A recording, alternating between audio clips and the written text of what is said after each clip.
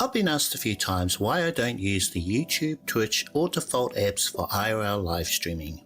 The truth is, like anyone who's getting into IRL for the first time, I've already tried them, but over time I realised there were better options. There's some things they do which are nice, and I'll get into those, but also some really important stuff you're missing out on. What I hope to do with this video is save you the hundreds of hours I spent figuring this stuff out on my own. I'll share my thoughts and findings by comparing some of the features I prefer as an IRL live streamer. Also, some of the things I mentioned today may be added in a future update, so I'll try to keep you posted, or if you notice anything new, please let us know in the comments. So where do we begin?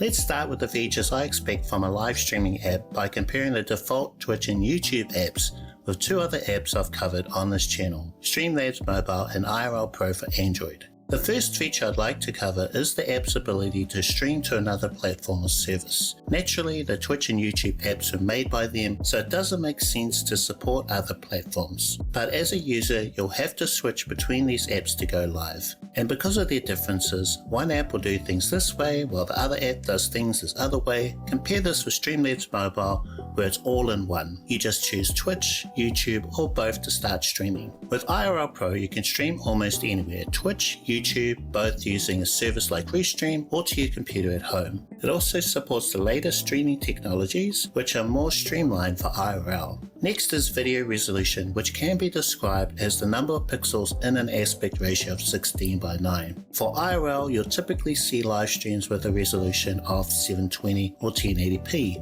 After several tests, it seems to me the Twitch and YouTube mobile apps stream at a maximum resolution of 720p, whereas Streamlabs Mobile and IRL Pro go up to 4K. Keep in mind, this is what I see for my phone, the S23 Ultra. I recommend sticking with whatever your connection can handle, hopefully 1080p so you can reuse your content for YouTube later, or 720p if you have to.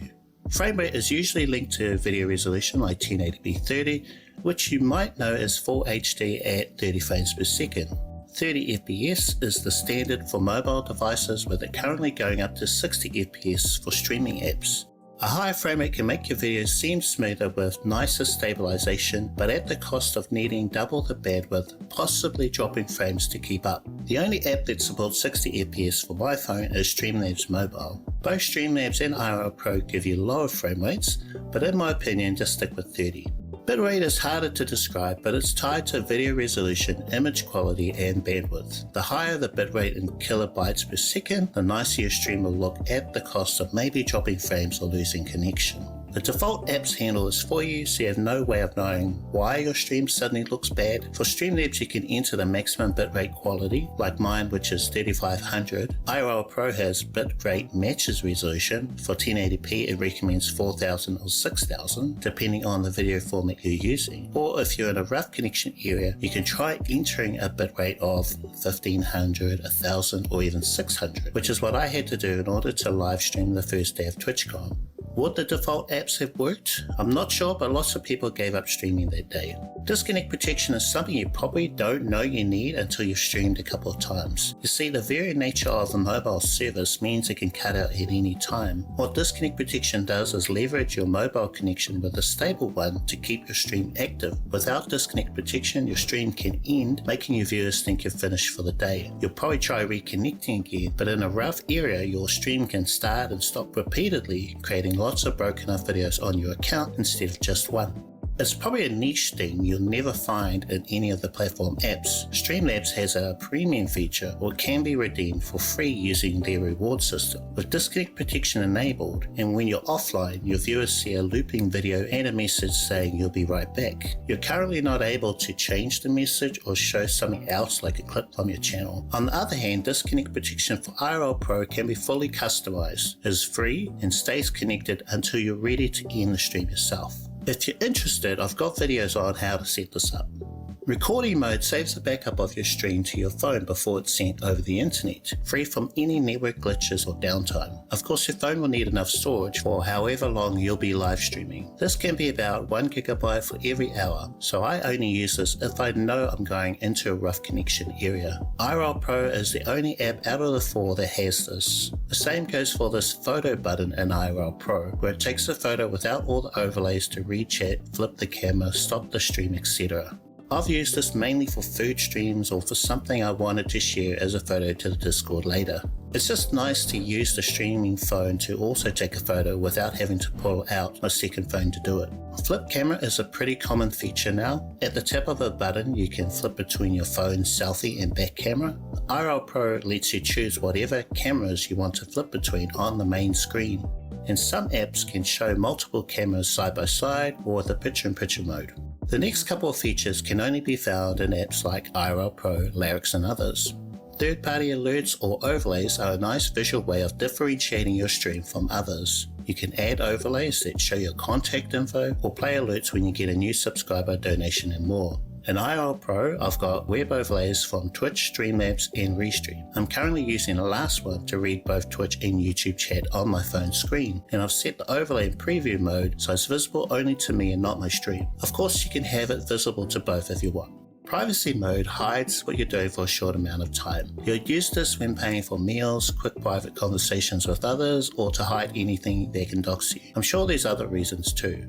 In IRL Pro you can mute or unmute your mic for some privacy. Most apps have this now, but you can also press and hold the red start stop streaming button to put your stream in its own privacy mode. You as a streamer will see a pause message while your stream sees a black screen. I'd only use this for very short breaks. Any longer and it'll be better to go offline using disconnect protection so your viewers see a be right back message instead.